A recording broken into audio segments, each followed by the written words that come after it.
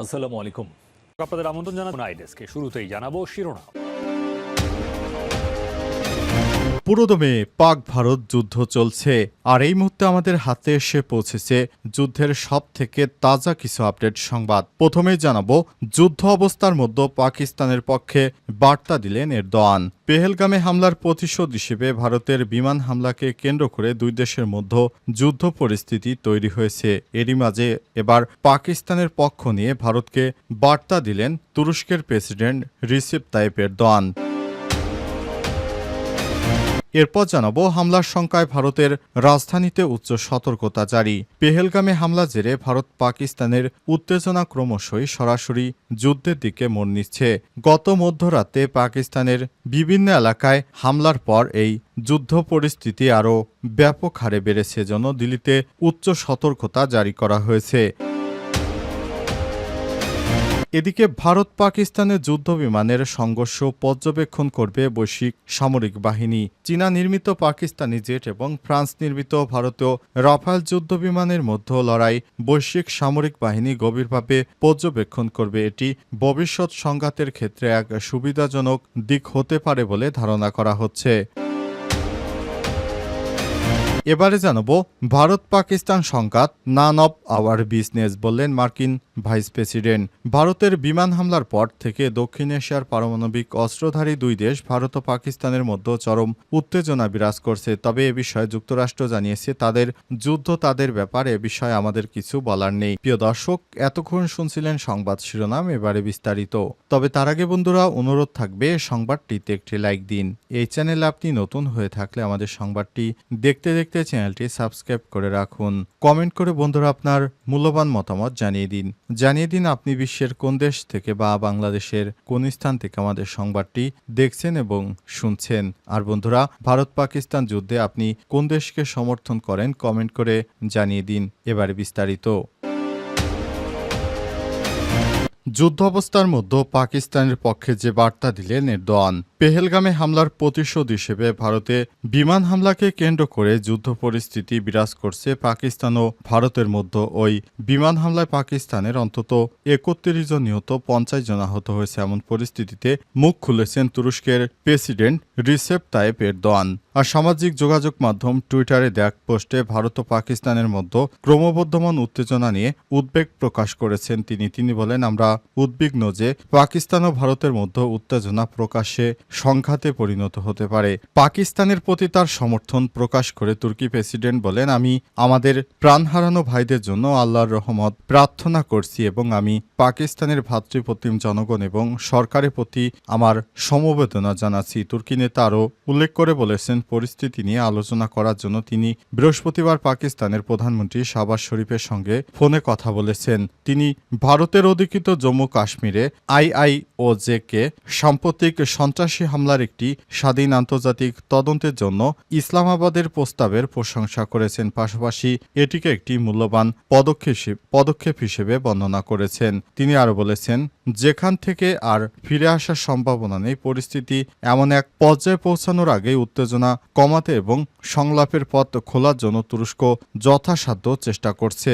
ভারত পাকিস্তানের মধ্যে ড্রোন হামলা এবং পাল্টাপাল্টি গুলি বিনিময়ের মধ্যে এরদোয়ানের এই বিবৃতি আসলো। এর আগে নয়াদিল্লিকে সতর্ক করে দিয়ে পাকিস্তান জানায়, ভারতের যে কোনো দুঃসাহসিক কাজের প্রতিশোধ এতটাই নির্ণায়ক এবং তীব্র হবে যে পুরো বিশ্ব তার প্রতিধ্বনি শুনতে পাবে এবং এর জন্য কোনো ঘোষণার প্রয়োজন হবে না।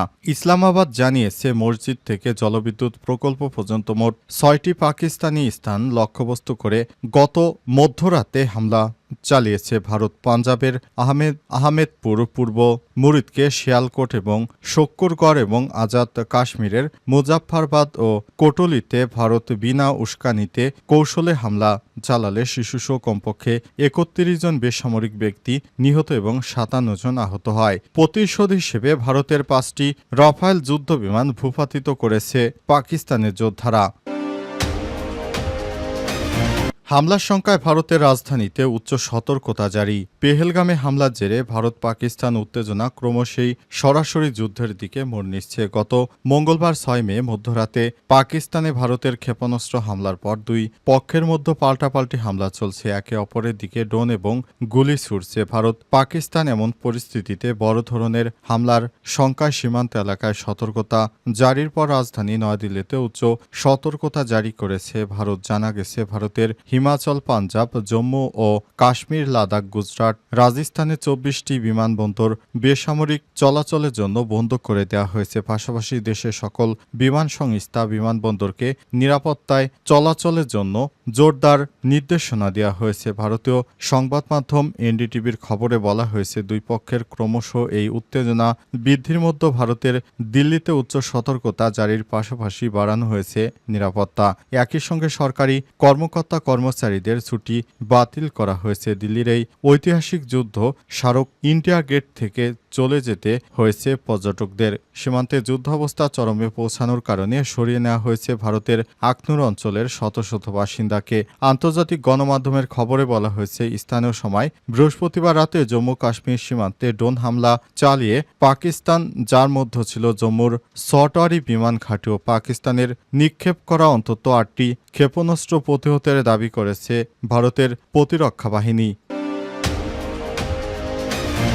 ভারত পাকিস্তানের যুদ্ধ বিমানের সংঘর্ষ পর্যবেক্ষণ করবে বৈশ্বিক সামরিক বাহিনী। চীন নির্মিত পাকিস্তানি জেট এবং ফ্রান্স নির্মিত ভারতীয় রাফায়েল যুদ্ধ বিমানের মধ্যে লড়াই বৈশ্বিক সামরিক বাহিনী গভীরভাবে পর্যবেক্ষণ করবে। এটি ভবিষ্যৎ সংঘাতের ক্ষেত্রে এক সুবিধাজনক দিক হতে পারে বলে ধারণা করা হচ্ছে। চীনা নির্মিত একটি পাকিস্তানি যুদ্ধ বিমান কমপক্ষে 2টি ভারতীয় সামরিক বিমান ভূপাতিত করেছে বলে রয়টার্সকে জানিয়েছে দুই মার্কিন কর্মকর্তা। এটি বেইজিং এর উন্নত যুদ্ধ বিমানের জন্য একটি সম্ভাব্য বড় মাইলফলক। বিমান সংঘাতটি সামরিক বাহিনীর জন্য সক্রিয় যুদ্ধে পাইলট যুদ্ধ বিমান এবং আকাশ থেকে আকাশে নিক্ষেপযোগ্য ক্ষেপণাস্ত্রের কর্মক্ষমতা অধ্যয়ন করা এবং তা ব্যবহার করবে তাদের নিজস্ব বিমান বাহিনীকে যুদ্ধের জন্য প্রস্তুত করার একটি বিরল সুযোগ। বিশেষজ্ঞরা আরও বলেছেন, উন্নত অস্ত্রের সরাসরি ব্যবহার বিশ্বজুড়ে বিশ্লেষণ হবে, যার মধ্যে রয়েছে চীন এবং মার্কিন যুক্তরাষ্ট্র।